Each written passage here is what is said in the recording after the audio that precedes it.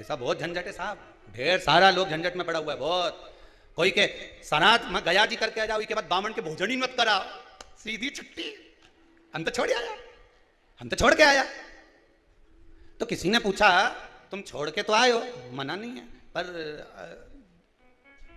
जब 16 श्राद्ध आता है 16 दिन हमारे पितरों को मृत्यु लोक में भेजा जाता है, तुम तो छोड़ आए।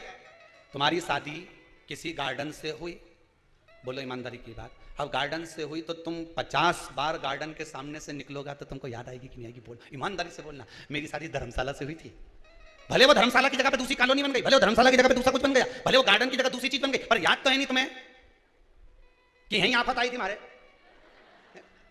ध्यान में तो है कि इसी गार्डन में मेरी शादी हुई थी, यही धर्मशाला, इसी धर्मशाला में मेरा ब्याह हुआ था। ध्यान में है कि नहीं? जितनी बार निकलोगे तुम्हें वो धर्मशाला याद आएगी, जितनी बार निकलोगे तुम्हें वो गार्डन याद आएगा, जितनी बार निकलोगे तुम्हें वो नजर आएगा कि यहां मेरा विवाह हुआ था, यहां मेरी शादी हुई थी। उसी तरह हमारे पूर्वज हैं, हमारे पितृ हैं, जब जब 16 श्राद्ध में मृत्यु लोक पर पितृलोक से आते हैं, सबसे पहले तुम्हारे ही घर पर जाते हैं, आस लगाकर, विश्वास लगाकर तुम्हारे ही दरवाजे पर जाकर कुछ मांगने का प्रयास करते हैं, कुछ पाने का प्रयास करते हैं तुम्हारे दरवाजे।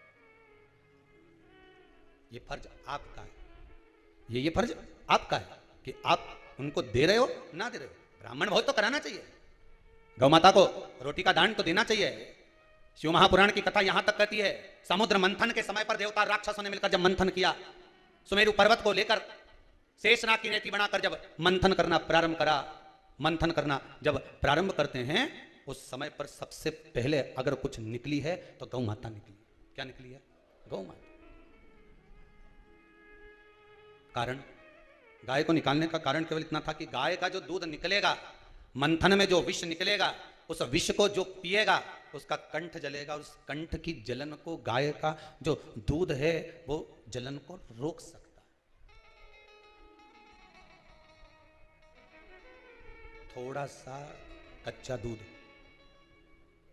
कच्चा दूध मतलब तपाया ना हो, आवाज बढ़ा रिटर्न, थोड़ा सा कच्चा दूध, और अपन अमावस्या के दिन या पितृपक्ष में या ब्राह्मणों को या ब्राह्मण के बच्चे को अमावस्या के दिन दूध पिलाते हैं या दूध का गिलास देते हैं, तो वो पका हुआ नहीं देता, वो पका हुआ नहीं देता, वो कच्चा दूध है।